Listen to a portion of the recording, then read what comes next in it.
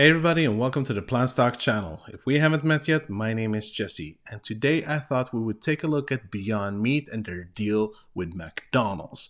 Because right now, since about a year ago when we found out that they would have a partnership, there's a lot of people out there who were really pleased and felt like this is what Beyond Meat really needs. And I'm not saying that they don't, but isn't this actually also something that McDonald's needs? Well, we're going to talk about this. And as always, before we get into it, I would really appreciate an early thumbs up to help spread the video to more people out there. If you want to be part of this channel, subscribe if you want to be updated 5 times a week at least when it comes to Beyond Meat, Tattoo Chef Oatly, and a very good food company.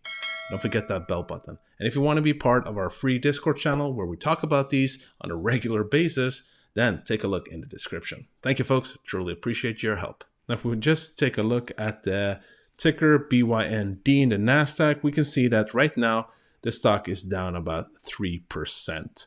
And that is quite surprising. It was up over 6% yesterday, considering the good news that we had regarding that Russia is actually starting to move back some of their troops, which seems to be a good sign, obviously, to NASDAQ. But if we take a look at today, we can see also that's not only Beyond Meat that's actually going down.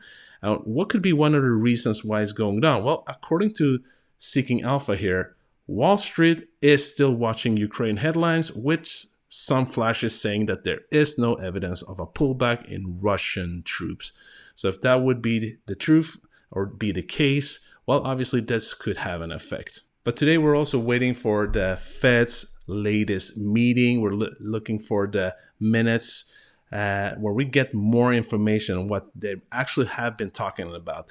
And as it says here, this has been proved that this could actually move the market as well. So there could be a lot of worries and volatility regarding this as well. Yeah, like many of us know, just 2 days ago on Valentine's, McDonald's in the US launched the McPlant, Beyond Meat's McPlant, to another 600 locations. And like many of you know, this is just a testing phase so far, but I think many of us also believe that this is just the beginning until we actually see them actually putting them out there at another 14,000 locations. And as you probably also know, is that in Europe, they have them at a few locations at McDonald's there as well, but especially in the UK, which is the most plant-based friendly country in Europe, they actually launched them at all of the locations in the UK, which is about 1,300 places. But the really great thing that I'm hoping for, and I think a lot of us are hoping for, is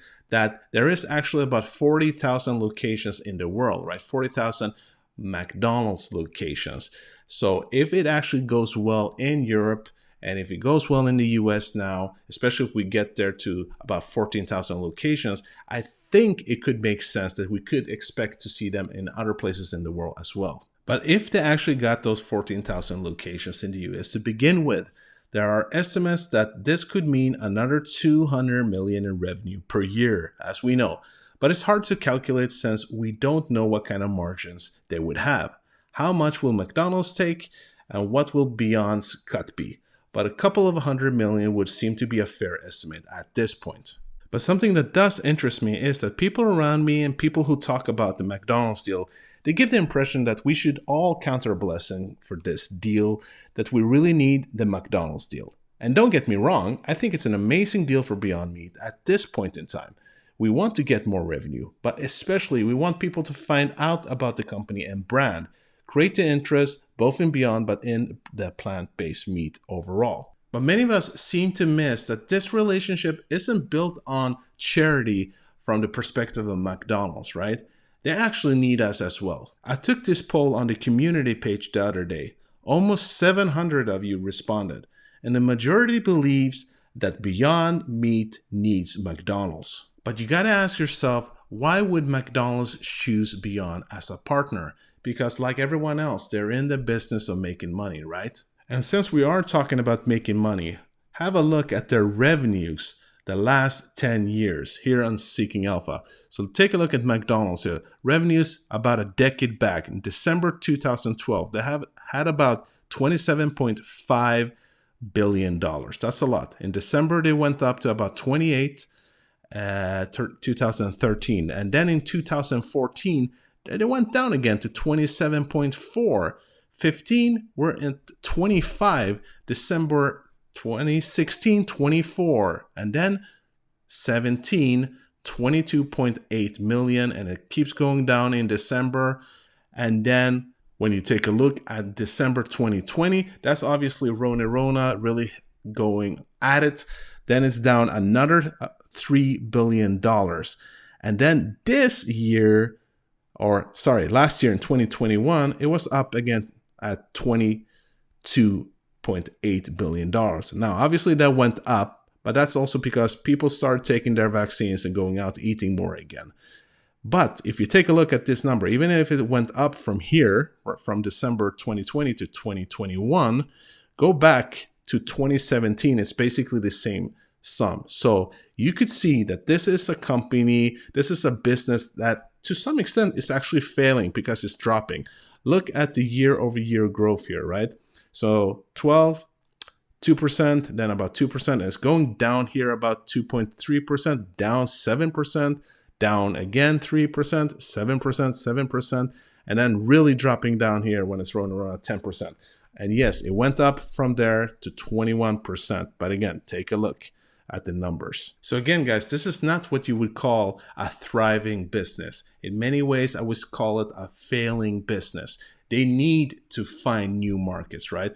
Because they're not stupid. They know what's going on in the world, right? They know that meat is actually losing its appeal, especially with Gen Zs and millennials. And that's the generations that are going to take over. So probably they can see what's going to happen in the next decade. And if you take a look at their numbers from the prior decade, right, it's time for them to make a change. And I've said this before, if McDonald's actually had the expertise, they would make those patties themselves, right? And the other plant-based food company out there that actually has a product that has a similar taste, a similar texture is Impossible Food, but they are already working with their competition, Burger King. So really, what choices are there out there for McDonald's? Obviously, they would choose one of the biggest experts on plant-based meat, which is Beyond Meat. So don't misunderstand me, folks. I'm not saying that Beyond Meat at this point doesn't also need McDonald's, but it's a relationship where both of the parties need each other to some extent here. All right, guys, that was it for today. I hope you got a lot of value from today's video. And if you did, make sure to smash that like button. And if you want to keep getting more information regarding Beyond Meat, Oatly, the very good food company, and Tattoo Chef, to name a few, make sure to subscribe. And don't forget that bell button. And if you want to be part of the free Discord channel, take a look in the description. And remember, this was not financial advice, just my own thoughts and opinions. It's important to do your own due diligence and invest safe. All right, guys, hope to see you tomorrow, and peace out.